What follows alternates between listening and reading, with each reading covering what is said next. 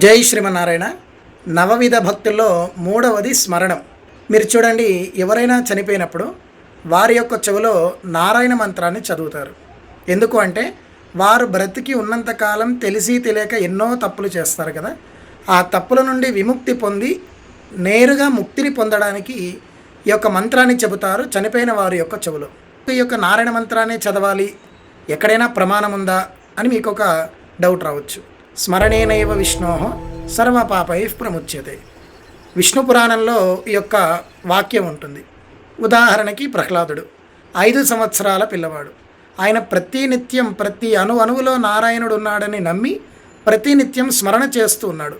తన తండ్రి హిరణ్యకశిపుడు నారాయణ ద్వేషి. హిరణ్యకశిపుడు ఎన్ని మార్లు ప్రహ్లాదుని చంపడానికి ప్రయత్నించినా భగవంతుడే స్వయంగా వచ్చి కాపాడాడు. మన జీవితంలో కూడా ప్రతినిత్యం తెలిసి తెలియక ఎన్నో తప్పులు చేస్తాం.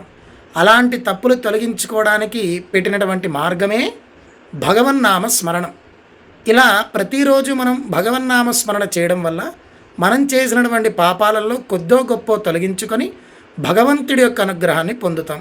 ఈ జీవితంలో భగవంతుడి ద్వారా రక్షింపబడ్డ ఏదైనా ఉదాహరణ ఉందా? ఉంటే కామెంట్ చేయండి. 4వ భక్తి ఏంటనేది రేపటి వీడియోలో చూద్దాం.